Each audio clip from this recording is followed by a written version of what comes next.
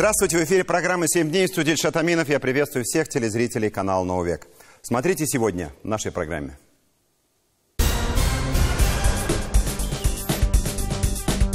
Вот это вот пчела, которая погибла. Из 12 семей осталось 3 семьи. Ну, в общем, мы останемся без всего. Пчелиный геноцид. Причины и последствия. Значит, все уже, стажа нету, и зарплаты нету, и пенсию не пересчитают. Десятки людей приходят каждый год. Как дальше будут, так скажем, наши пенсионеры доживать? В пенсии отказано. Кто окажется в зоне риска? Нам важна конструктивная работа и успеть как можно больше сделать. Парламент сделал серьезный шаг вперед. Спросите у избирателей. Итоги пятилетки и каким может быть новый парламент. В самом начале о журналистике и об этике. Выступление бывшего грузинского журналиста Георгия Габуния, в грубой форме оскорбившего родителей президента России Владимира Путина, выходят за рамки не только журналистики, но и человеческие. И это я говорю как председатель Союза журналистов Республики. Я согласен с известным телеведущим Владимиром Познером, который сказал, что с этого момента Габуния перестал быть журналистом и навсегда потерял лицо. Даже в споре со злейшими политическими противниками нельзя опускаться до подобной низости, да еще в такой омерзительной форме. Габуния теперь в журналистике имя нарицательное, символ, если хотите, духовного самоубийства. Когда я просматривал его выступление, вы знаете, больше всего мне было стыдно за самого выступающего, который с каждым словом уничтожал себя и пятнал позором свой народ. В любом обществе есть табу, которые спасают его от разрушения. Человек, рожденный от мамы, не может такое говорить о матерях, тем более публично осквернять память наших матерей. Согласитесь, никто из нас не сможет такое простить. Кстати, несмотря на все политические разногласия, грузинское общество, по крайней мере, его здоровая часть, единодушно осудила Габуния, который теперь вынужден, как пишет «Комсомольская правда», ходить по родному городу с охраной. Впрочем, оно и понятно. За Габуния, как говорил известный поэт, сегодня никто не даст и даже ломанной гитары. Известная болгарская предсказательница Ванга пророчила, что сначала исчезнут пчелы, а следом человечество. И если ей верить, апокалипсис уже начался. Крупнейшие информационные издания России бьют тревогу, ведь пчелы опыляют 90% того, что мы едим, и едят домашние животные. В 24 регионах страны отмечена массовая гибель пчел. По разным оценкам погибло порядка 300 тысяч пчелосемей. Посмотрим на карту, скажем так, пчелиного геноцида. Массовый мор пчел зафиксирован в Ульяновской, Рязанской, Брянской, Саратовской, Ростовской, Пензенской, Тамбовской, Воронежской, Курской областях, Алтайском крае, а также в республиках Мордовия, Чувашия, Башкортостан, Татарстан. В нашей республике массовая гибель пчел зафиксирована в 8 районах. Это Актанышский, Высокогорский, Заинский, Мамадышский, Мензелинский, Менделеевский, Лаишевский и Зеленодольский районы. За последние 2 недели на пасеках погибло почти 5000 пчелиных семей. Такие данные приводит Управление аквакультуры и пчеловодства Татарстана. Причем пчелы погибли в период бурного цветения трав и липы, а значит, самого богатого медосбора. Одни пчеловоды не досчитались нескольких пчелосемей, у других потери идут на десятки ульев. Убытки огромные. Пчеловоды связывают это с обработкой полей химическими веществами и тем, что был нарушен порядок такой обработки. Их слова подтверждает Минсельхоз России. В регионы ведомство уже отправило рекомендации. Аграрии должны не позднее, чем за 3 дня до обработки территорий пестицидами предупреждать об этом пчеловодов. В этой ситуации для меня лично больше вопросов, чем ответов. И главный из них. Неужели сегодня по всей стране одновременно тысячи фермеров и десятки агрохолдингов вступили в заговор и массово не предупредили об обработке химикатами своих полей? Или на самом деле причин гораздо больше? В Рязанской области к делу уже подключилась прокуратура, а местные зоологи заявили, что это настоящая диверсия. В Ульяновской области пчеловодам будет выплачена компенсация в связи с гибелью пчел в нескольких муниципалитетах. В настоящее время разрабатывается порядок предоставления выплат, сообщили информационному агентству «Регнум» пресс-службе ульяновского губернатора. Татарстанские пчеловоды вместо того, чтобы откачивать первый мед, вынуждены бегать по лабораториям, чтобы сдать на экспертизу мертвых пчел. А результаты им обещают не раньше, чем через 3 месяца. Без результатов этих обследований фермеры и представители агрохолдингов с пострадавшими говорить о компенсации ущерба отказываются. Многие пчеловоды настаивают на проведении прокурорских проверок. Елена Горбунчикова искала ответы на все вопросы. Тем более, что в Мордовии уже обнародовали результаты в одном из районов республики. Оказалось, что фермеры обрабатывали поля химикатами 1-го класса опасности для пчел. Чтобы было понятно, это самые сильные и тяжелые отравляющие вещества. Мы находимся на пасеке. Если бы это был обычный год, нормально было бы все с пчелами, тут бы гул стоял, как в аэропорту, когда при взлете самолета. Сейчас на пасеке Алексея Андреева стоит такая тишина, что можно услышать каждую пролетающую мимо пчелу. Подходить к домикам без спецодежды Алексей боится. Пчелы настолько злые, что готовы беспощадно жалить даже своего хозяина. Насекомые в шоке от того, как с ними жестоко обошлись. Около каждого домика мертвые пчелы. Обычно в подморе набирается горсть старых тружениц. Сейчас счет идет на килограммы. Но здесь больше, чем, наверное, 1,5 пчелы. Это как раз вся летная пчела. Вон же все, что творится здесь. В шоке до сих пор и сам пчеловод. По словам Алексея, беда пришла, откуда ее совсем не ждал. Всего в километре от села Утяшкино местный фермер Рафис Фардеев посадил этой весной рапс, любимое пчелиное лакомство. Пчелы принялись таскать оттуда пыльцу и нектар, но 26 июня от поля повеяло смертью. Соседи сказали, что в четверг вечером видели, бочка как раз заезжала на поле. Мы почему предположили, потому что у нас только вот это одно поле с рапсом, у нас здесь больше ничего другого нет. На пасеке Алексея 37 ульев, погибла каждая 2-я пчелиная семья. Этой весной Алексей зарегистрировался самозанятым, собирался серьезно заняться сладким бизнесом, собрать не менее 1,5 тонн меда, а тут такая беда. Вот помор пчел. Это с 3 семей. Николай Куликов говорит, что на пчеловодстве в Утяшкино можно ставить жирный крест. Чтобы заново встать на ноги, ему потребуется не менее 3 лет. Из 12 семей осталось 3 семьи. Все 5 пчеловодов из Утяшкино в один голос говорят о том, что фермер их не предупреждал, что будет поле поливать ядом. Хотя был обязан. К тому же все работы, как того требует закон, должны проводиться не днем, а ночью, когда пчела не летает. В итоге только в одном Утяшкино пчеловоды убытков понесли на 2 миллиона рублей. От пестицидов погибли пчелы еще в 2 окрестных селах. Вот оно поле, вот он участок 20 метров, вот я с тяпкой, вот пчелы. Пчеловод Татьяна Минеева из Поповки утверждает, что пострадала от работы местного агрохолдинга. Поливают, там дышать уже нечем. Я подошла, здесь какие-то ребята. Я говорю, мальчики, когда можно поливать это поле? Я не спросила же, в какое время, суток, да? Он мне сразу говорит, днем. Как итог, потеря половины пчелосемей. На дорогих и породистых пчел пенсионеры Минеевы потратили все свои сбережения. Хотели начать семейный бизнес, а пока у них одни убытки. Почти 500 000 рублей. В общем, мы останемся без всего. Вот, они лишили нас.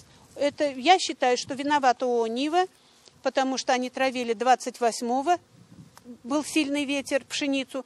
Через поле пшеницы минеевские пчелы летали на соседнюю делянку горчицы. Но агрохолдинг ее перепахал, а пшеницу обработал пестицидом. Вот только нас об этом не предупредили, говорят пчеловоды. А насекомые по привычке продолжали туда летать. Холдинг «Агросила», в состав которого входит фирма «Нива», отказывается признавать свою вину в гибели пчел. На предприятии четко соблюдаются все технологические процессы, заявили аграрии на запрос программы «7 дней».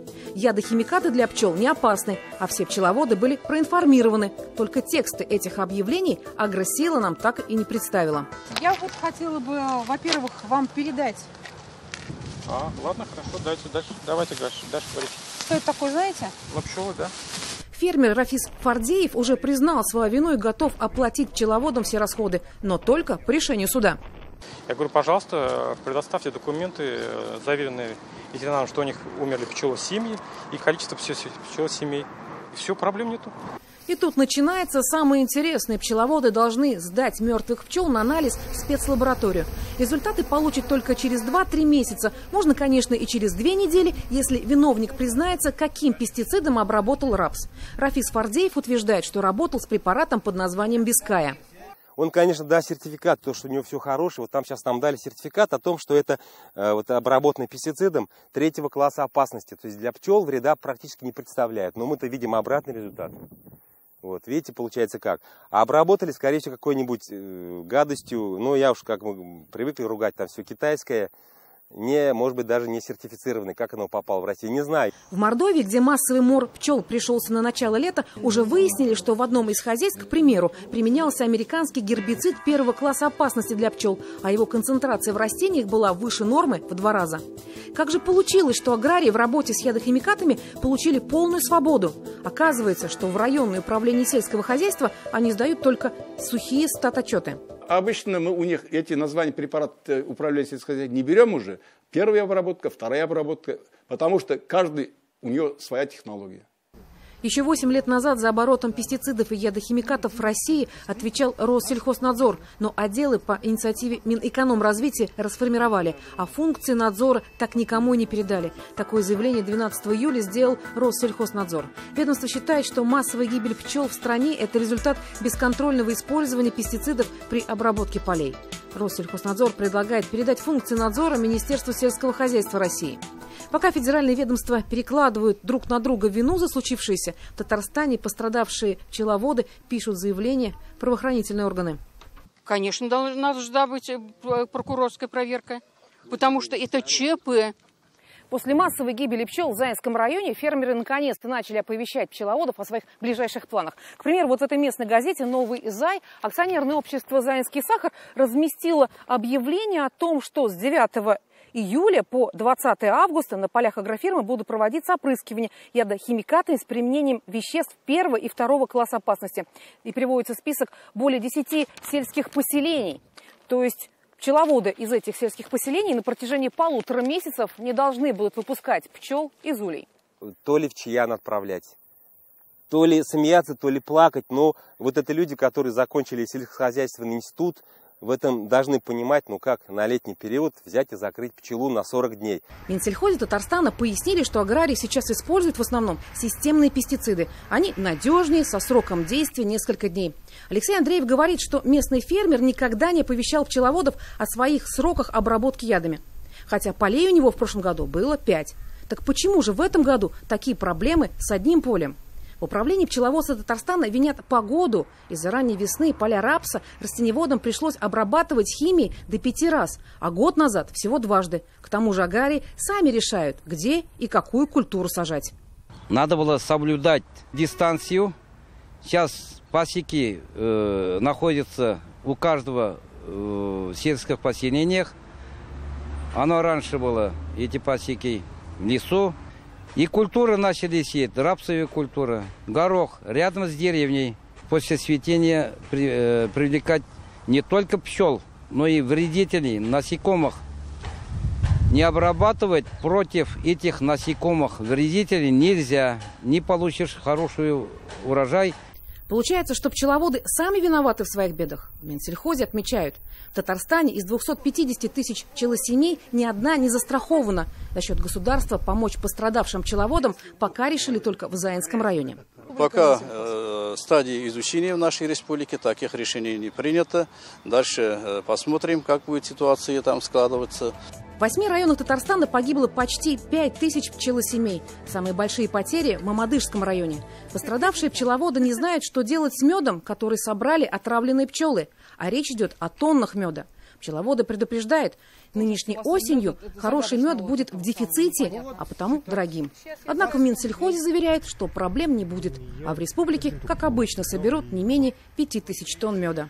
Елена Горбунчикова, Андрей Ключников, 7 дней. Собирать доказательства сегодня приходится и тысячам российских пенсионеров. Нет, не доказательства невиновности, а доказательства того, что они десятки лет трудились на благо общества и имеют право на пенсию, хотя бы на ту, которая полагается по закону. В печальную книгу рекордов, если бы такая была, можно было смело включить казанца Ривката Ахмедзянова. Уникальный, а точнее шокирующий случай. Он проработал на 10 предприятиях и планировал уйти на пенсию в этом году. В пенсии ему было отказано из-за отсутствия стажа. Нет ни одного документа, что он работал хотя бы на одном из этих предприятий. Работодатели не удосужились и, наверное, специально забыли предоставить сведения в архив и пенсионный фонд. Пока Ахмедзянов пытался доказать свой стаж, мужчина попал под пенсионную реформу. То есть теперь, если он и уйдет на пенсию, но только с учетом повышения пенсионного возраста через 5 лет. Если бы этот случай был единичным, по всей стране растет число граждан, оставшихся без части пенсии из-за того, что пенсионный фонд не засчитал им рабочий стаж. По информации ряда электронных СМИ, если в 2017 году отказников было более 125 тысяч человек, то в 2018 их количество достигло уже 170,5 тысяч. Посмотрим и на эти цифры. 12 тысяч татарстанцев обратились в Госкомитет по архивному делу, чтобы получить документы о подтверждении стажа зарплаты. Как вы думаете, сколько будущих пенсионеров их получили? 14%. Всего 1700 человек. Что делать тем, кто оказался без вины виноватым? Как нам с вами, будущим пенсионерам, не оказаться в такой же печальной ситуации, как Рифкат Ахмедзянов? Смотрим Сергея Темлякова и его репортаж «Внимание, розыск».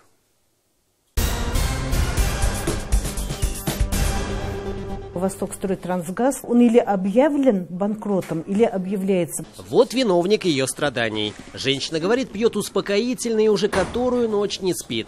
На следующий год ей на пенсию. Решила заранее собрать документы. Пришла в архив за справкой, но сведений о том, что она в 90-е работала в Тресте, здесь нет. Говорит, скорее всего, она не одна такая. В то время коллектив был около 3000 человек. Без 5 минут пенсионерка отмечает, что 2,5 месяца искала, кто может предоставить ей документы. Нашла бывшее предприятие по новому адресу. И мне сказали, что если вы хотите найти свои документы, приносите халат, маску, тапочки, спускайтесь в подвал и ищите свои документы сами. Востокстройтрансгаз. На 3-м же, да? Обычный офис. Охранник знает арендатора. Вот только самого арендатора на 3-м этаже нет, хотя дверь открыта. Мы не знаем, мы к ним не относимся. Вся наша жизнь – это движение вверх по карьерной лестнице. На каждом этапе появляется и запись в трудовой биографии. Прожив жизнь и постарев, пожалуй, каждый хочет получать достойную пенсию. Но, как выясняется, в Татарстане не у всех есть такая возможность. Причина банальна – работодатель. Он просто не передал бумаги о сроках работы и окладе на хранение в архив. В черном списке сегодня более 1000 предприятий. Справка о подтверждении стажа и зарплаты сегодня самая востребованная услуга. За 3 года выдано более 17 тысяч отказов. За период с 1 января в архив поступило более 12 тысяч запросов. Из них, к сожалению, мы смогли ответить положительно только на 1669. Больше всего предприятий из черного списка из Верхнеуслонского района. На 2-й позиции Казань, на 3-м Тукаевский район. Вот здесь, в самом центре города, на улице Баумана в 90-е, по адресу Баумана 86, располагался самый элитный ресторан в городе – «Чулпан». Для работников ничего не предвещало беды, но работодатель решил по-другому. Сегодня самим найти следы существования предприятий невозможно. Вот здесь по адресу Жуковка 2 располагались ясли Казанской текстильно-галантерейной фабрики. Сегодня здесь магазин. Фирма по производству изделий из пластмассы была зарегистрирована здесь, в обычной квартире, в обычном жилом доме. Старожилов, которые помнят владельцев, уже в живых нет. Да и хозяева квартиры тоже другие. И таких предприятий в черном списке немало. А эти вопиющие кадры были сняты в 2013 году. На них видно, что работодатель не довез до архива книги учета, а выкинул на свалку. На свалку истории в Березовой роще. Обращался чуть ли не десяток запросов в архив. И получается никакого положительного ответа. Не то, что я там работал, не то, что там я какие-то деньги платил. Вот. Хотя стаж около 30 лет. История Рифката Ахмедзянова на грани фантастики. Строитель в 3-м поколении не ожидал, что его так может подставить, и причем не один работодатель. Говорит, не может подтвердить, что работал аж на 10 предприятиях. Не может доказать, что у него есть стаж мастера и прораба. Мужчина должен был выйти на пенсию. Не успел, и не по своей вине. Теперь до пенсии 5 лет. Возраст добавили. Очень обидно. И поэтому хотелось бы обратиться к нашим руководителям, чтобы обратили именно этот вопрос, как дальше будут, так скажем, наши пенсионеры доживать. Я вышел досрочно, у меня был северный стаж, и мне должны были начислить по коэффициенту 1,7. Виктор Ревин на пенсию вышел. У мужчины своя правда. Говорит, пенсию начислили по коэффициенту 1,2. В архиве также не оказалось подтверждающих документов с предприятия. Вы знаете, у нас такая анекдотичная порочная система сложилась, на мой взгляд, что никто не может помочь, кроме президента. Вот я и писал туда. В Пенсионном фонде Татарстана отмечают, ситуация, когда нет сведений из архива у тех, кто работал до 2002 года, не редкость. Только в центральное отделение за первое полугодие поступило около 150 обращений о невозможности подтверждения стажа. Если в трудовой книжке нет записи, и получить сведения о периодах работы не представляется возможным в связи с тем, что архивы не сохранены, в этом случае можно подтвердить период работы при помощи не менее 2 свидетелей, которые должны знать его по совместной работе и которые сами должны в тот период, с которым заявляется гражданин, работать в этой организации, и этот период должен быть подтвержден документально у них. Говорят, давайте найдите 2 свидетелей. Если они уже умерли, с кем я работал, как я общался, значит все уже, стажа нету, и зарплаты нету, и пенсию не пересчитают. Просто кидают. Фарид Ганеев пытается доказать, что работал на 2 предприятиях. Ведь от этого зависит, какая будет пенсия. Мужчина не хочет получать минимальную – 8,5 тысяч. Ведь стаж работы более 30 лет. Привозка сельхозтехники я отработал. Там больше 2,5 лет. Нету. 3-е грузовое объединение тоже нету. Десятки людей приходят каждый год. Да, может быть, нет прямого такого статьи в Уголовном кодексе о несдаче в архив, но есть конкретная статья 325 Уголовного кодекса, которая сегодня, в принципе, за сокрытие официальных, уничтожение официальных документов можно привлечь к уголовной ответственности тех лиц, которые, в общем-то, этим занимаются. Это руководители предприятия. Что делать, чтобы не пополнить ряды тех, кто со слезами выходит из архива и пытается доказать, что работал на предприятии? Обсуждаем с руководителем инспекции труда Рустемом Галявовым. То, что работодатель может что-то не сделать, свидетельствует статистика. В первом полугодии всего в инспекцию поступило 1833 обращения о невыплате зарплаты. Это на 362 больше, чем в прошлом году. Каждый человек, который устраивается на работу, должен подписать трудовой договор. Этот трудовой договор он должен забрать, чтобы для того, чтобы в случае, если будет какое-то незаконное увольнение или понадобится необходимость обращения в суд, чтобы он мог этот договор предоставить. Пока работодатели думают, сдавать документы или нет, руководство комитета по архивному делу вышло с инициативой, которую поддержали в Госсовете Татарстана и в Росархиве. Внести изменения в статью 13.20 Кодекса об административных правонарушениях Российской Федерации. Увеличить штрафы за халатное отношение к архивным документам. Сейчас штраф составляет от 100 до 300 рублей, а для юридических лиц его вообще нет. Также у нас еще одна инициатива получила поддержку в Совете Федерации России, и мы сейчас дорабатываем законопроект о том, что ликвидируемая организация обязательно при ликвидации должна сдать нам акт, и без акта она ликвидироваться не могла. Сергей Темляков, Андрей Мохов, 7 дней. ГИБДД Казани в эти дни вновь в центре внимания. Город обсуждает новые инициативы по ограничению скорости. На Кировской дамбе появились знаки 50, а на многих других участках даже знаки 40. Реакция автовладельцев предсказуема. Мало кому понравится такое. Между тем, причины-то ясные. Казань город быстрый, я бы даже сказал, стремительный. На некоторых наших улицах, которые так и называются официально магистральными, вполне себе магистральная скорость движения. По городу легко можно гонять даже под 80 км в час. К чему это приводит, известно. Речь о человеческих жизнях, конечно. И можно, в общем, ничего не трогать и оставить все как было, как хочет большинство автовладельцев. Но, во-первых, кроме автовладельцев в городе есть еще и пешеходы, и их намного больше. И, во-вторых, не нужно спорить об очевидных вещах, называемых техническими данными. Они не опровергаются. Вот график перед вами. Это график смерти. Вот эта красная линия показывает то, как возрастает риск летального исхода при наезде на пешехода. Вот эта скорость здесь внизу. Смотрите, скорость 40 километров, риск 10%. Скорость 50 километров в час, риск уже 80%. Увеличение скорости всего на 10 километров в час повышает вероятность смертельного исхода сразу на 70%. А на скорости в 60 километров в час вообще 90% летального исхода. Есть четкая статистика и от Всемирной организации здравоохранения. Цитирую. Увеличение средней скорости автомобиля на 1 км в час влечет за собой рост числа автокатастроф со смертельным исходом на 4-5%. То есть, понизив скорость на некоторых участках всего на 10 км в час, можно многократно снизить и смертность на наших дорогах. На практике это будет означать хотя бы то, что мы спасем несколько человеческих жизней.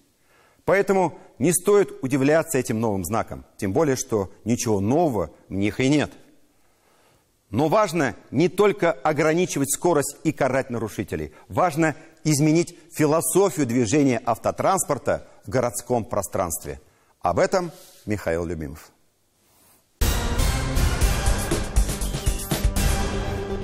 Государство, выбирающее один единственный стиль урбанизма, ничуть не лучше государства, взращивающего единственный стиль литературы. Эдвард Глейзер, экономист. Характерная особенность революции заключается в том, что их можно распознать только на последних, драматических стадиях. Луис Вирт, социолог.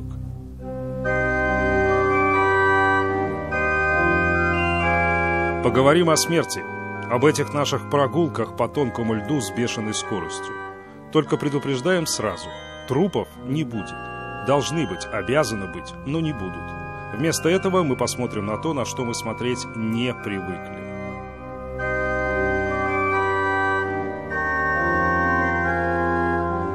Узнаете улицу? Это улица Чистопольская, та, что в Казани. Не думаю, что узнаете. Не узнать. Беспредел. В том смысле, что просто безбрежное море. Вам она не казалась столь беспредельной, не правда ли? Скорость тут либо 0, либо максимум. Ну а как же, это ж магистраль.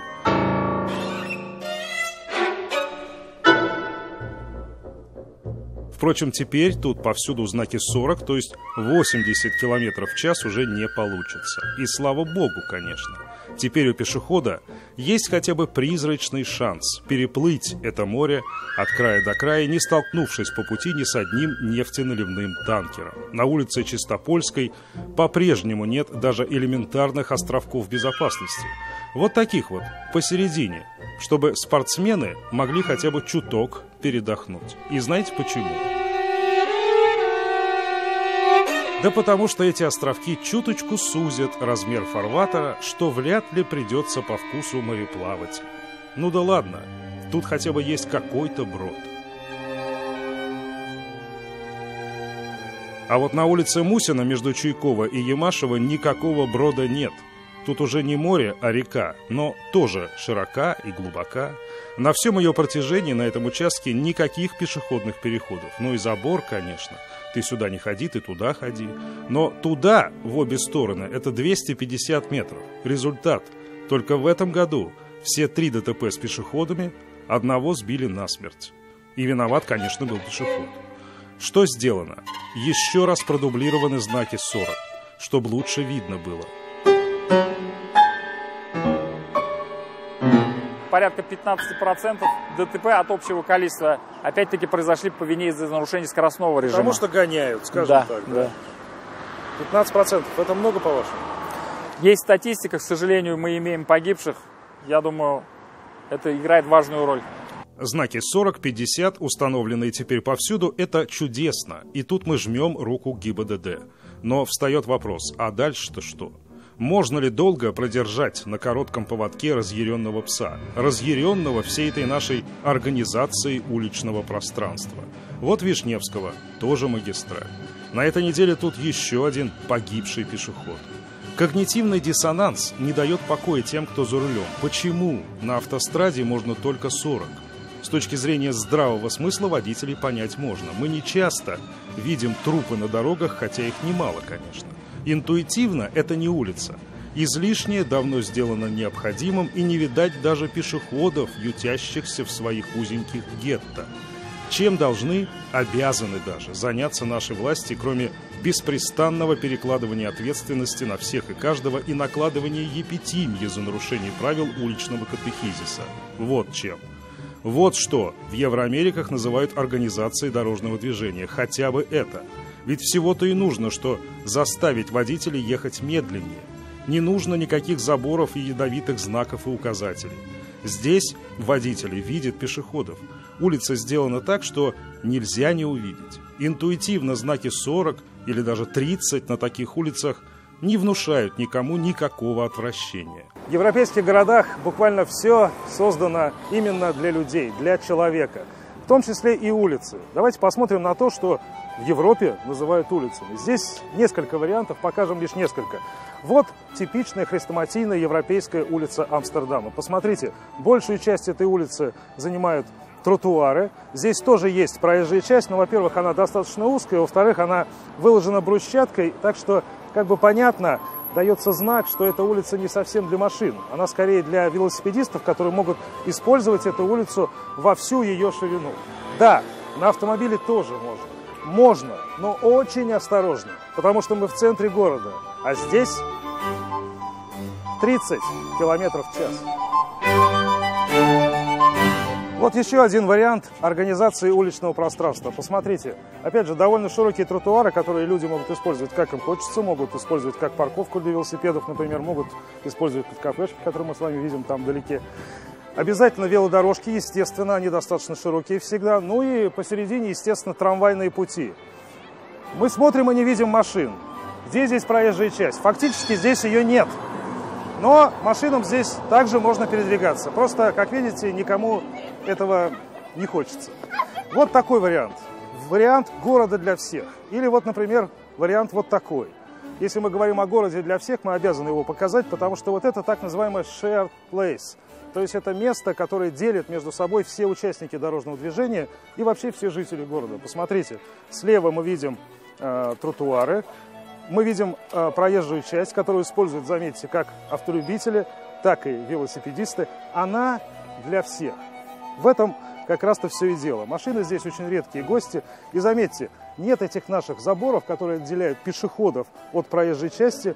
Мы постоянно чего-то боимся. Здесь, в Европах, ничего этого не боятся. Здесь не отделяют, здесь просто делают визуальные ограничители в виде вот таких вот столбиков. Для нас это хаос, для Европы это организация дорожного движения. Та самая организация, которая и рождает вот эту степень договороспособности людей, которые живут вместе, как-то сосуществуют, которая рождает те самые успехи, на которые мы так равняемся. А мы с вами, застрявшие в 20 веке, пока продолжаем настаивать, что на Вишневского и Чистопольской нужны хотя бы какие-то островки вместо этих противопехотных мин. Мероприятия, которые водители заставляют притормаживать. Тот же островок безопасности, допустим, вот когда едет поток, он на следующем перекрестке уже создает видимости водителя, что есть какое-то препятствие в островок безопасности. До этого он видит просто широкую 10-полосную дорогу. То есть мы должны определиться, что это. Либо это магистраль, либо это, да, либо это должна быть... Либо это город, да. Но нет. Город не замечает свои болезни и не спешит к врачу. Пока не вылезет флюс, к зубному мы не поспешим, конечно. А флюс будет.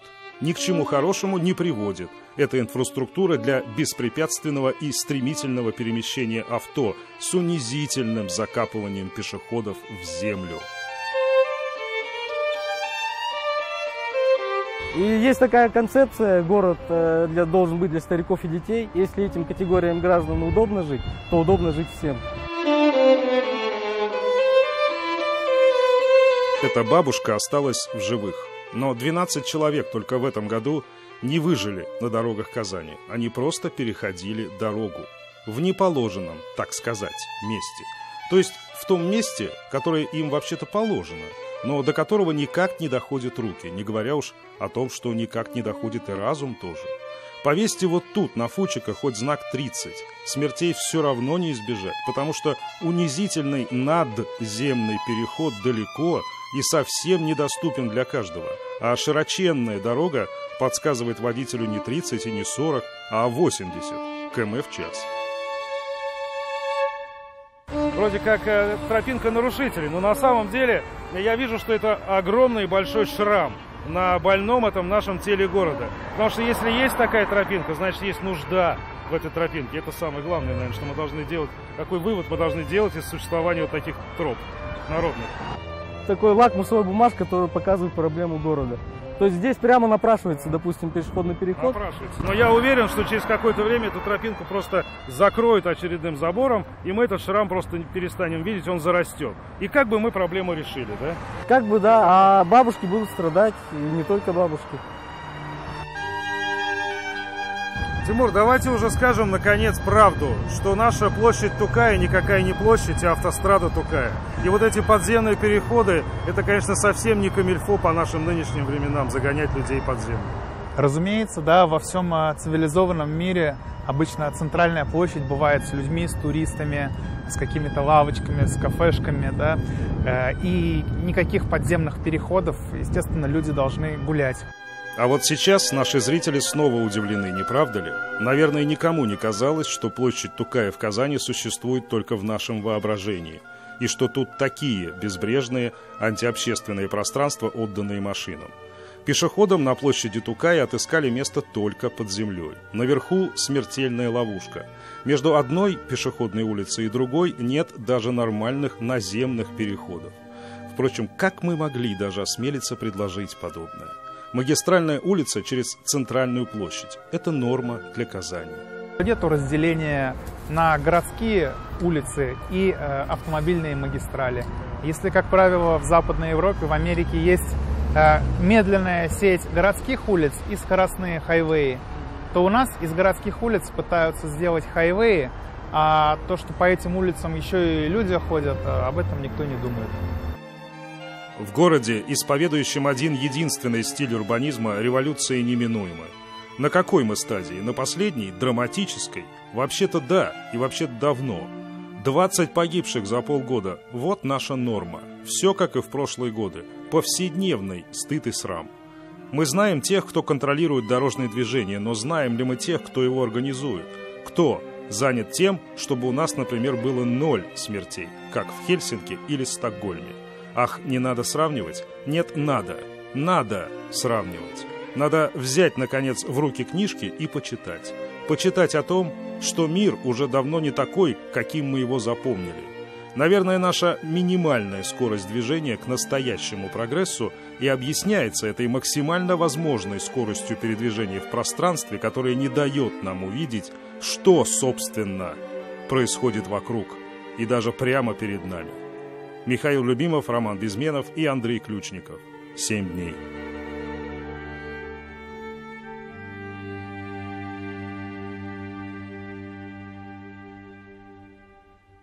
Мы продолжим нашу программу через пару минут. Смотрите после рекламы.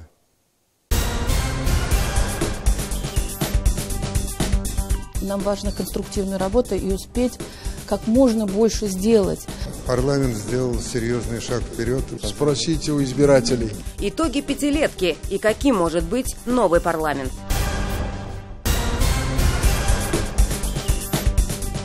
В начале недели Рустам Минниханов находился с рабочей поездкой в Екатеринбурге. Президент Татарстана осмотрел экспозицию международной промышленной выставки «Иннопром-2019». Провел встречу с генеральным директором Уральской горно-металлургической компании Андреем Казицыным. Обсудили перспективы сотрудничества. Татарстан традиционно является одним из лидирующих субъектов России в части торгово-экономического и инвестиционного сотрудничества с Турцией. Об этом Рустам Минниханов заявил на пленарной сессии Российско-турецкого промышленного форума «Промышленное партнерство. Новые задачи и проекты», который состоялся в рамках Иннопром. Председатель Госсовета Татарстана Фарид Мухаммедшин посетил фестиваль-форум «Салят» для одаренных детей и молодежи, который традиционно проходит в Алексеевском районе. Глава татарстанского парламента посетил образовательные площадки, осмотрел инфраструктуру палаточного лагеря, встретился с участниками форума и ответил на интересующие их вопросы. Без малого 600 законопроектов и почти 15 тысяч рассмотренных обращений граждан. Фракция «Единая Россия» в Госсовете подытожила свою работу за минувшие 5 лет. Членами фракции разработано 30 законодательных инициатив.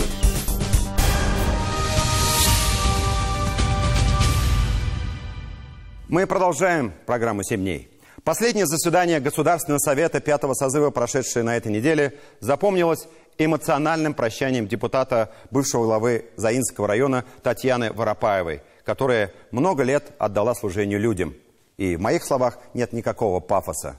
В речах коммуниста Артема Прокофьева чувствовался нерв предвыборной гонки. Он срывался на крик и даже сравнил референдум по мусоросжигающему заводу с Крымской весной. Артему даже искренне посоветовали не уходить так далеко в своих умозаключениях. Очень важные слова, характеризующие основной стержень работы будущего парламента, прозвучали в итоговом выступлении председателя Государственного совета Фарида Хайрулловича Мухаммедшина. И вот что он сказал.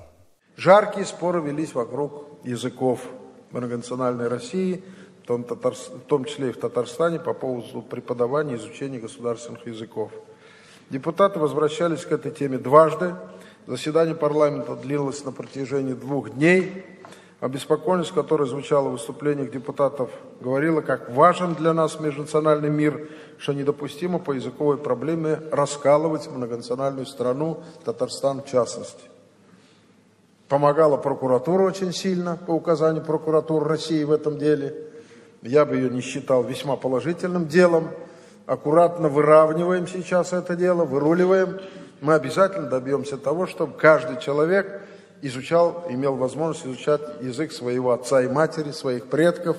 Еще лучше знал русский язык и сдавал ЕГЭ больше, чем баллов в русскоязычных регионах Российской Федерации. Еще при этом знал английский, французский или немецкий языки. Мы эту задачу будем реализовывать в Татарстане по инициативе первого президента нашей республики Ментимира Шариповича уже начиная с этого года. Прокуратура, надеюсь, поймет, что это крайне важная задача. Не просто слово в слово, букву в букву переписывать федеральный закон. Защита основного закона, Конституции Татарстана, продолжение курса на создание условий для всеобщего изучения родных и государственных языков республики. Это одна из важнейших задач депутатов будущего парламента. Придут ли в Государственный совет народные избранники, способные решать эту задачу? Это покажут предстоящие выборы. И я надеюсь, здравомыслящие избиратели Татарстана сделают правильный выбор. Сохранение основ федерализма, дружбы и взаимопонимания между народами на основе взаимопроникновения языков и культур, что может быть важнее наряду с развитием экономики и социальной сферы, конечно. Тимур Бекмурзин продолжит тему.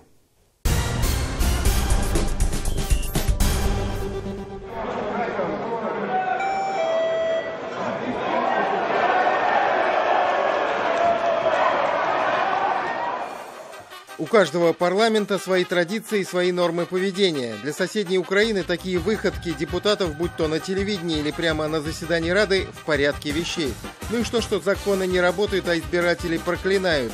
У местных парламентариев свои критерии эффективности. Вот тут, сюда же. На этом фоне татарстанские депутаты просто странные люди. Они приходят на телевидение, вы только подумайте, чтобы обсудить проблемы, отчитаться перед избирателями. Конечно, журналистам я вас очень хорошо понимаю. Очень хочется, чтобы люди бросали друг друга стаканами, обливались водой, кричали, шумели.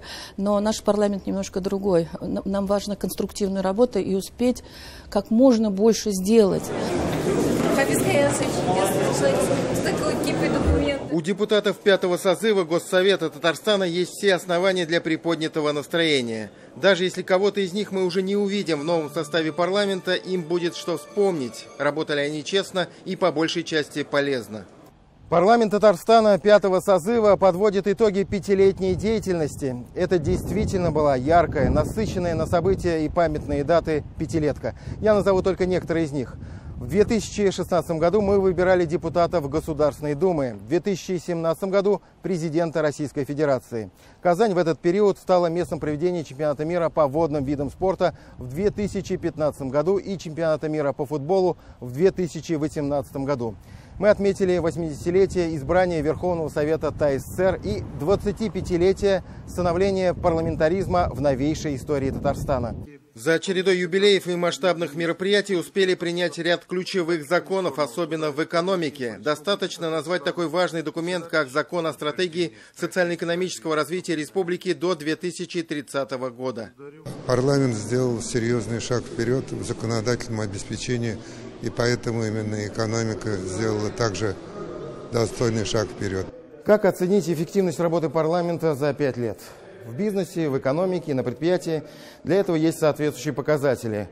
Прибыль, рентабельность. Сложно оценить работу парламента по количеству проведенных заседаний. Их было 49, и по числу рассмотренных вопросов их было 1989. Но был принят и подписан 561 закон. Поэтому мы сделаем свой субъективный рейтинг исследования работы парламента Татарстана за 5 лет.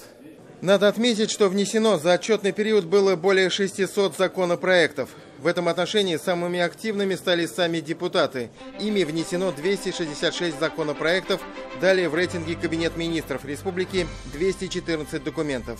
58 внесено комитетами Госсовета, 24 президентом Татарстана. До красивой цифры 50 Госсовету не хватило одного заседания.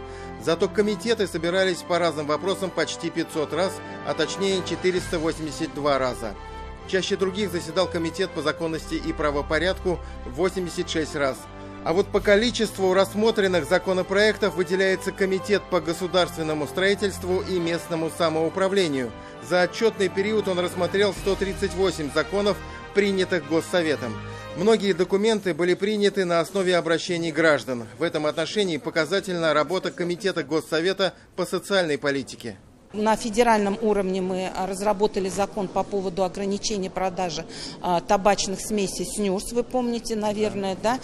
Быстро мы как раз, это, кстати, было обращение от наших граждан, когда родители и учителя школ нам обратились, что детям вот дают такие какие-то таблетки непонятные. И мы вместе с наркоконтролем разработали такой законопроект, проработали его, и сегодня этот закон работает. Объездили пол Россию. И тогда, значит, вот приняли закон о государственной поддержке личного хозяйства. 63 тысячи обращений граждан за отчетный период. Больше трети случаев, когда конкретные проблемы людей были решены. По обращению граждан. Это сам Бог велел, это наша с вами была работа, депутатская работа. Могу сказать в цифрах. Во-первых, мы приняли закон об обращениях граждан в Республике Татарстан. В ранг закона ввели приемные дни постановлением Кабинета министров. В мой адрес поступило 264 письма в ваш адрес тем, кто принимал людей, кто кому-то помог, ребенку, инвалиду, больному. Посмотрите, в Арске 6 семей, бабушек, дедушек, снесли их дома, под видом какой-то строительства, не построили, их заселили в Горжильфонд. А вы считаете, это своей заслугой тоже? А как же? Они же пришли в Госсовет, около Госсовета пикетировали, мы вышли к ним, взяли поручение. 63 тысячи обращений, и на каждое жители получили ответ. Мы уделяем очень большое значение тому, чтобы вот эта обратная связь депутат-житель, житель-депутат у нас была прочной. Еще одним плюсом в работе Госсовета за эти 5 лет стоит назвать его открытость. Не только для экспертного сообщества, рядовых граждан, но и для непарламентских партий и объединений. Руслан Зинатуллин, говорит, выступал не так часто, как хотелось бы, но его предложения при рассмотрении законопроекта о нематериальном культурном наследии были учтены. Мухаммедшин меня поблагодарил за, как он сказал, очень профессиональную работу. Сказал, что эти предложения будут учтены. Свою положительную оценку работе парламента за эти 5 лет дал и президент Татарстана Рустам Минниханов. В целом, работа Госсовета за прошедшие годы была весьма продуктивной. Все это стало возможным благодаря слаженному труду всего депутатского корпуса, активной работе с населением, институтами гражданского общества. Уже сейчас понятно, что парламент следующего созыва обновится серьезно. Многие депутаты из тех, что проработал в Госсовете не один созыв, были особенно взволнованы. Огромное человеческое спасибо тем, кто сегодня продолжает трудиться и кого, к сожалению, уже нет. Но они были рядом. Спасибо вам еще, Рустам Нургалиевич. Вы для меня не только прекрасный руководитель и учитель, но вы прекрасный человек, который много сделал для меня. Спасибо вам, Ментимир Шарипович, что вы. наиболее предметно стали заслушивать отчеты правительства, активно участвовали в реализации целей, поставленных президентом, и его ежегодном послании Государственному Совету Республики Татарстан, вырабатывая свои предложения. Я бы сказал, что насыщенная политическая, экономическая, в общем-то, жизнь парламента вместе со своими избирателями. По пятибалльной шкале, Фарид Карлович, какую бы вы оценку дали вот этому созыву? Спросите у избирателей. Спросите у избирателей. Спасибо. Спасибо большое. По нашим субъективным подсчетам, оценку «хорошо» этот созыв парламента заслужил. У избирателей на этот счет может быть свое мнение. Они его выскажут в сентябре на выборах в Госсовет. Тимур Бекмурзин и Роман Безменов. 7 дней. В эту пятницу в Альметьевске прошел традиционный нефтяной саммит. Фишкой этого года стало то, что мероприятие было организовано на одной площадке с Международным нефтегазовым молодежным форумом. Подробности прямо сейчас. 3, 2, 1. А момент-то действительно исторический. В Альметьевске стартовал Международный нефтегазовый молодежный форум. Новая страница в истории отрасли. И не только потому, что подобных площадок и мероприятий еще не было. Фактически магическая кнопка означает старт новой эпохи в нефтегазовой сфере. Ни больше, ни меньше. Будущее, которое в случае стать нефтью, уже наступило. И это цифровое будущее. Для Татарстана это отчасти вынужденная мера. Иначе не выжить, не решить поставленных задач, говорил на панельной дискуссии генеральный директор Татнефти Наиль Маганов. Мы без цифровизации не сможем достичь ни одной сегодняшней нашей цели в условиях высокой конкуренции, в условиях тех угроз, которые перед нами существуют. Рустам Минниханов же вспомнил опыт освоения технологии добычи битумной нефти. Зарубежные компании тогда делиться разработками просто отказались, и у Татнефти не было иного выхода, как найти решение самим. Сейчас мы мировые лидеры в этом направлении. Компания была вынуждена разработать свои технологии. Сегодня мы полностью имеем там по всем направлениям. Сколько у нас патентов сейчас? Штук 200, наверное. В мире мы вместе с Шеллом. Много говорят, нефтяная игла, там, что только, какие только глупости там не говорят про то, что, значит, да, это углеводород, это ценнейший продукт. Вот мы последние годы вот определили для себя нефтепереработку и дальнейший передел. Нефть и газ по-прежнему стратегические ресурсы и основа энергетической безопасности для России в целом и Республики Татарстан особенно. Не будем углубляться в прописные истины, какое значение нефтяная и нефтеперерабатывающая отрасли имеют для Татарстана. Заметим только, что именно ТЭК стал в республике не только главным источником доходов и поступлений в казну, но и драйвером развития, генератором идей, новых решений. Наши нефтеперерабатывающие заводы сегодня по факту самые современные, наукоемкие и передовые предприятия. И этот тренд очень важно сохранить, потому как нефтепереработка в Татарстане по факту стимулирует добывающую отрасль и наоборот. Судите сами, по логике добыча нефти в республике должна падать, ведь доля трудноизвлекаемых запасов в стране растет. Сейчас она составляет, по данным Минэнерго, 65%. Татнефть же заявляет о стратегии наращивания добычи. С 30 миллионов, которые сегодня добываем, до 50 миллионов тонн реально годовой объем добычи нефти можем увеличить. За счет чего такой рост? Прежде всего за счет применения новых технологий, повышения нефтеотдачи, внедрения так называемых интеллектуальных месторождений. Как мы уже отмечали, для Татнефти это реальность. Другой мощный фактор – развитие нефтепереработки и нефтехимии. Сейчас из 36 миллионов тонн нефти с учетом малых нефтяных компаний в Татарстане перерабатывается 17 миллионов тонн. Отличный результат с учетом того, что отрасль нефтепереработки мы создали практически с нуля. А уже к 2030 году планируется перерабатывать 24 миллиона тонн нефти или 60% от республиканской добычи. Шаблонная система налогообложения нефтяной отрасли не должна быть. Она должна быть гибкой в зависимости от дебета, в зависимости от выработки, в зависимости от многих факторов. Гибкая система – это когда добывать и перерабатывать тяжелую нефть внутри страны так же выгодно, как и экспортировать легкую нефть за рубеж. Но парадокс ситуации в том, что пока стимулов у переработчиков, мягко говоря, недостаточно. Поэтому наш вопрос заместителю министра энергетики России Павлу Сорокину о необходимости перемен, о мерах поддержки для нефтепереработчиков и нефтехимиков. Для Татарстана это критически важно. И Татарстан как раз очень хороший пример, потому что мы видим, что последние 10 лет добыча растет. В принципе, темпами опережающими среднегодовой темп роста добычи в России. И это как раз свидетельствует о том, что за счет стимулов возможно достичь роста добычи даже на весьма истощенных месторождениях, которые эксплуатируются уже более 60 лет. Следующий этап и следующий передел – это уже нефтехимическая продукция, которая еще больше позволит повысить экономику переработки, то есть вот полной цепочки. И это уже уход, соответственно, в олефины, вложение, соответственно, в переработку нафты в пиролизе и выделение других ценных фракций из того же попутного газа, такие как этан, или переработку сугов. Вот по всей этой цепочке сейчас ведется работа правительством, чтобы правильно, во-первых, текущую систему стимулов направить, а во-вторых, чтобы создать новые, как вот в нефтехимическом производстве. Поэтому будем продолжать. Новая цифровая эра – реальность всех успешных компаний. Неважно, нефтянка это или банковский сектор, нефтехимия или машиностроение. Преимущество ТЭК в России в том, что это стратегическая отрасль. 1 рубль, созданный здесь, генерирует 20 рублей в смежных отраслях. Вы сделали правильный выбор, говорили опытные профессионалы своим молодым коллегам на нефтяном саммите. Никогда не стремитесь стать большим начальником. Вы всегда стремитесь быть лучше других. Лучше знать не только фокус там, на одно направление, это хорошо, но надо постараться, пока молодой, набраться опыта по многим направлениям. Если вот вы меня послушаете, тогда у вас все будет хорошо. Тимур Бекмурзин и Роман Безменов. 7 дней. Кстати, недалеко от места проведения нефтяного саммита находится одно из самых крупнейших в мире нефтяных месторождений – Ромашкинское.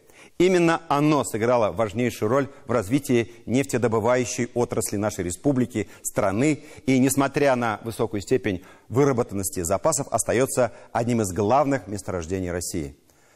Сегодня добыча здесь достигла более 2 миллиардов тонн. 25 июля Ромашкино будет праздновать свой очередной 71-й день рождения. О том, какие события, люди, факты вошли в историю ТАССР в эти дни, в нашей традиционной рубрике «Неделя в столетии».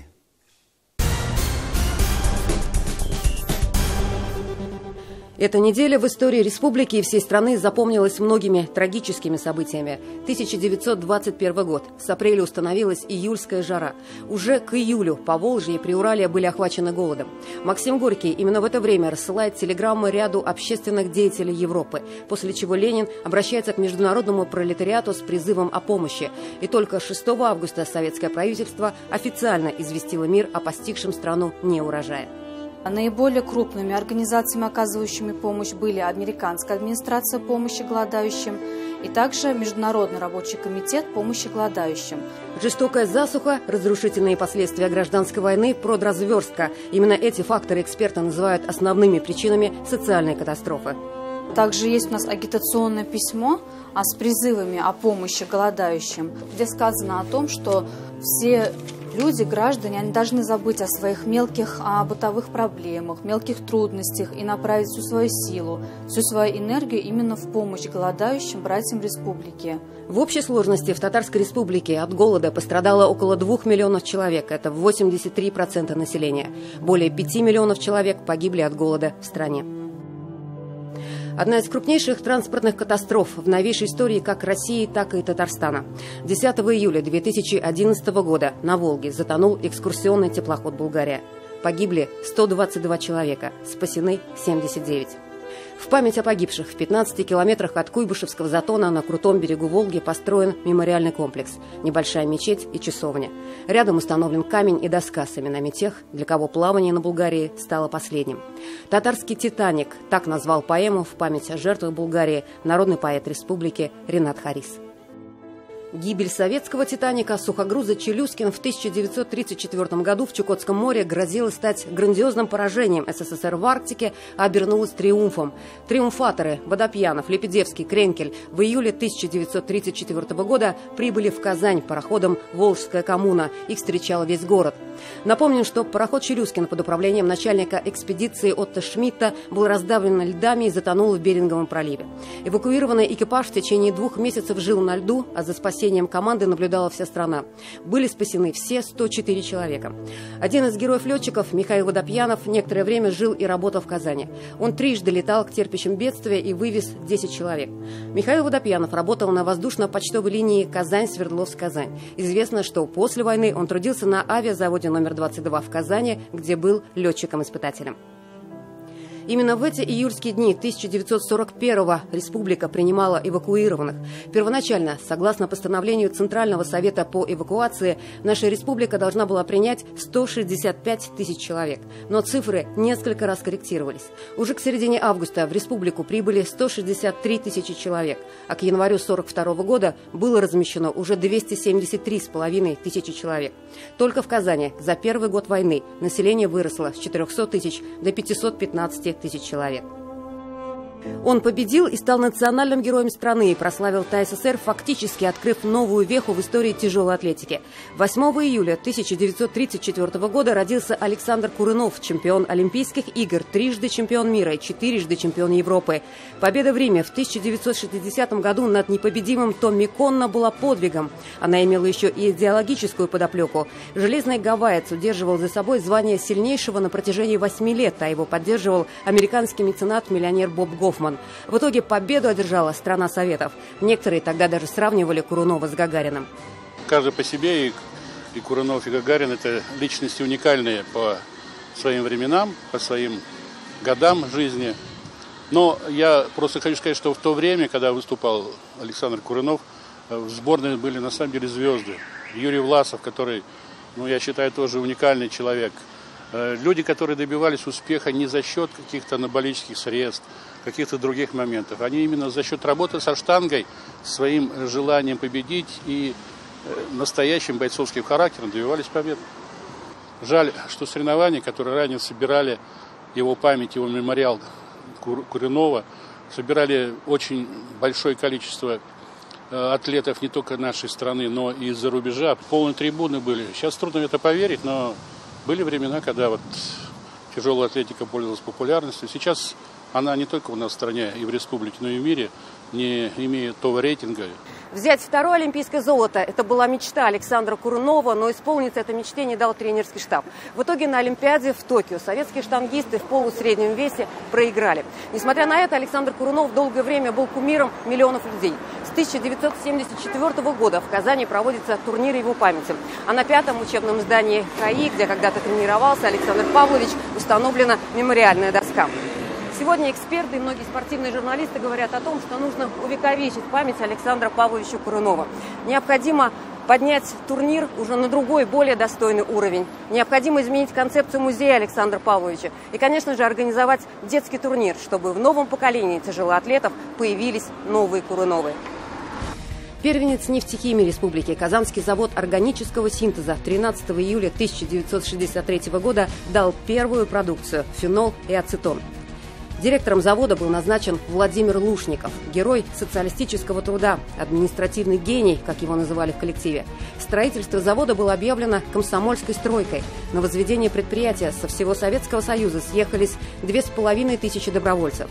Если в начале строительства химического производства советская пресса называла Казань-Оргсинтез первенцем большой химии Татарии, то с получением первой продукции о предприятии на газетных полосах стали писать как о флагмане нефтехимии республики.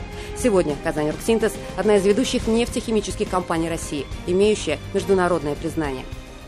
В эти дни, в 1920 году, молодая республика решала одну из первостепенных задач сохранения и развития татарского языка.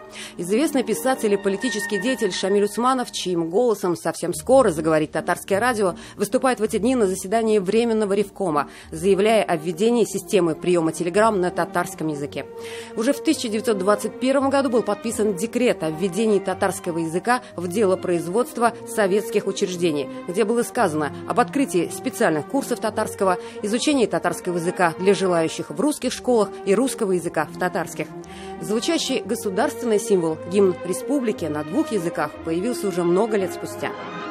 У республики со дня основания были государственный флаг и государственный герб. Они изменялись со временем. А вот государственный гимн Татарстана появился только в 1993 году, 14 июля.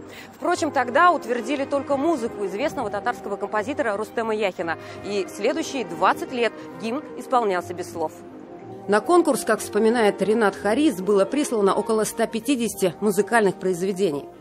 Изначально мы поставили условие: гимн Республики Татарстан должен быть без слов, потому что у нас два государственных языка, потому что еще не утвердилось, какая будет наша республика. И депутаты выбрали два этих варианта: «Туган ягам Рустам Яхина» и народную песню «Тафтиляв», и мы голосовали. И с абсолютным большинством голосов, конечно, победила эта музыка, которая сейчас звучит как гимн Республики Татарстан.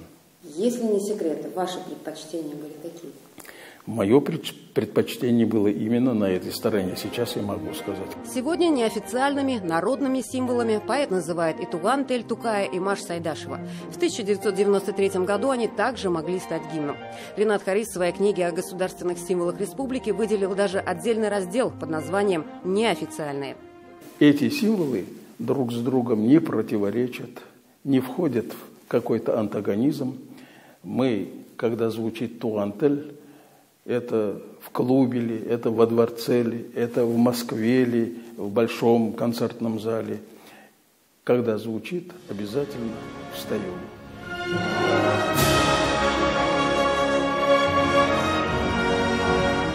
Слова у гимна появились только в 2013 году на стихи Рамазана Байтимирова, которые были доработаны с учетом пожеланий экспертов его дочерью вместе с поэтом Гараем Рахимом. Потом текст перевели на русский язык, здесь тоже был свой конкурс. В итоге остановились на варианте казанского поэта Филиппа Пираева.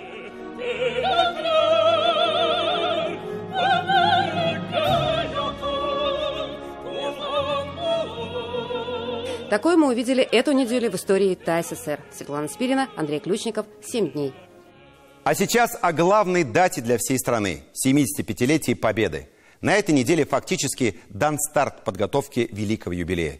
Сейчас вы можете увидеть, как выглядит логотип предстоящего торжества. Центральным элементом, конечно, стало число 75. Оно составлено из графических стрелок. Именно так обозначались военные операции на картах Генштаба советских войск. Стрелки символизируют динамику действий, продвижение советских войск, прорывы вражеских позиций.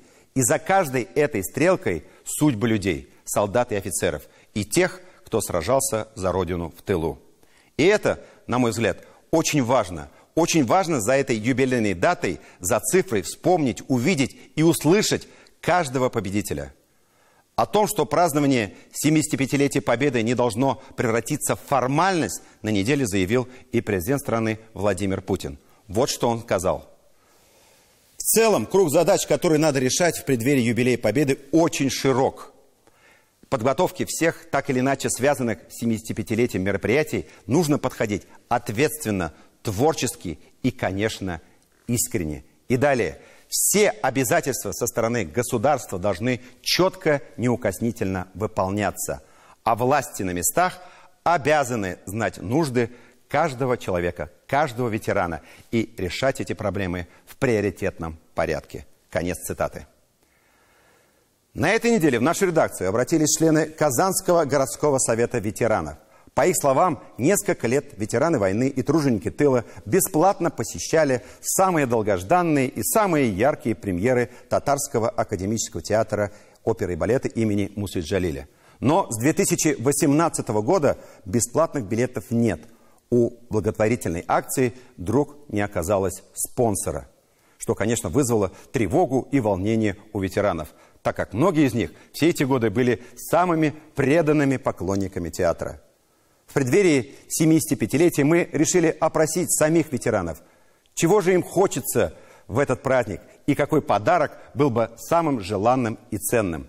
Подробности в репортаже Эльзиры Юзаевой.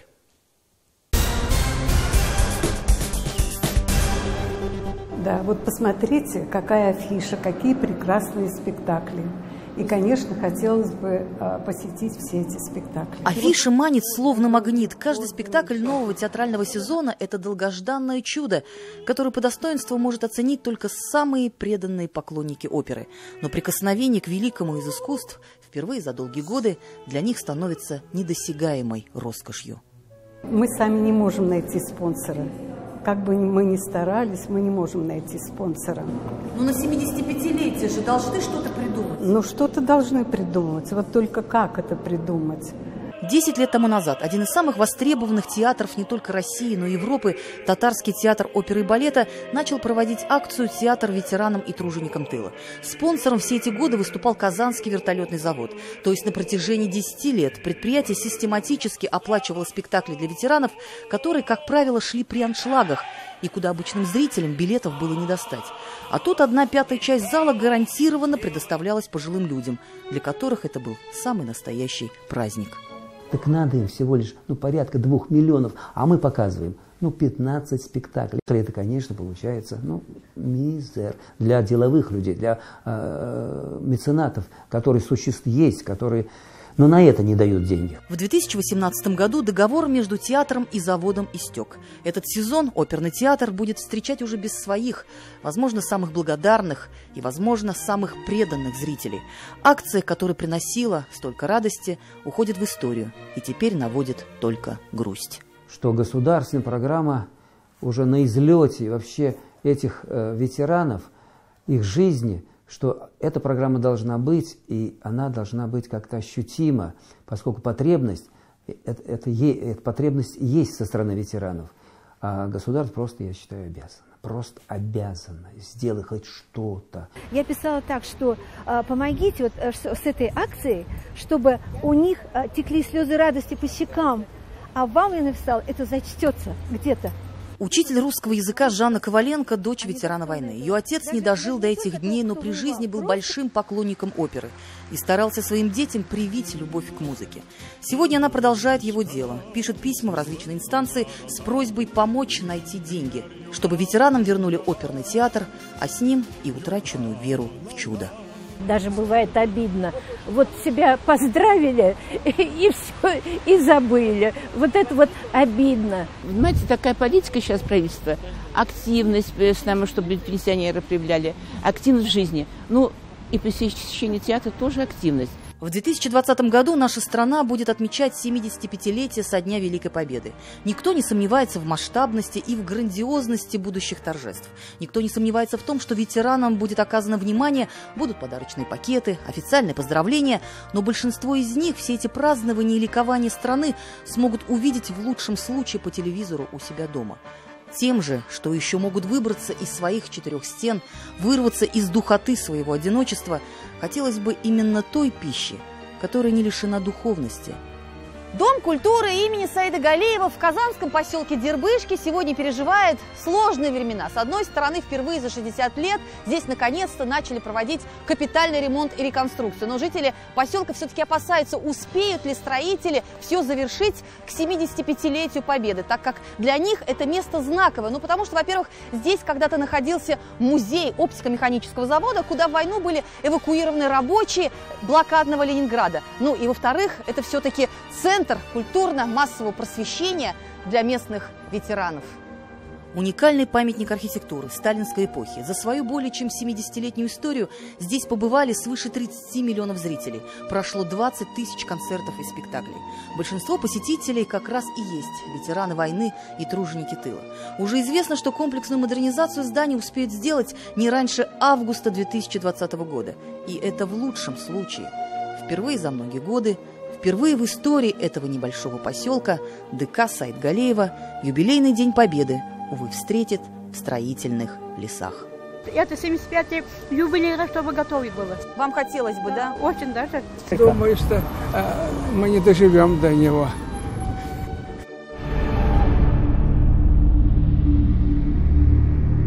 Вот вы понимаете, вот у нас дверь. Вон какая щель огромная. Я сюда боюсь принести экспонаты сейчас, да, все-таки лето, каникулы. Она знает, что это такое – собирать с миру по нитке. Она знает, что это такое – ходить с протянутой рукой. Руководитель общественной организации жертв политических репрессий Амина Гареевна родилась в лагерях ГУЛАГа. Ее родители репрессировали в конце 30-х годов. Именно судьба ее семьи и судьбы тысяч таких же, как она, дали ей веру в то, что их истории должны быть увидены и услышаны. Мы обращались к спонсорам. К спонсорам обращаться бесполезно. Конечно, может быть, никто не хочет свои заработанные денежки отдавать нам, да? Этот небольшой музей в 71-й школе Казани она создает уже несколько лет. Музейные экспонаты – это фотографии и письма людей из личных архивов. Открытие музея Амина Гареевна не старалась приурочить к какой-либо дате.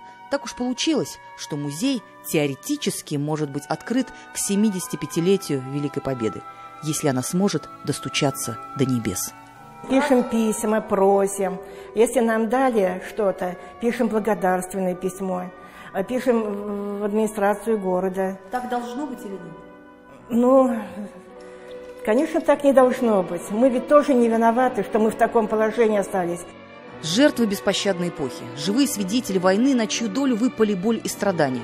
Это люди другого мышления, это люди другого склада характера, люди удивительного такта и воспитания. Потому все свои жизненные тяготы или неудачи они проносят с достоинством, с высоко поднятой головой. И даже на вопрос, отчего бы вам, ветеранам, хотелось бы в День Победы, всегда имеют один, свой главный ответ. Да чтоб мир был. Ильзира Юзаева и Роман Безменов. 7 дней. На этом у нас все. Барыгызга да иң изге теләкләр. Мне необходимо по закону уйти в предвыборный отпуск. Но не волнуйтесь, программу продолжат мои коллеги. А мы, я надеюсь, встретимся в сентябре. И хочется верить, как говорили древние римляне, со щитом. До новых встреч на ТНВ. До свидания.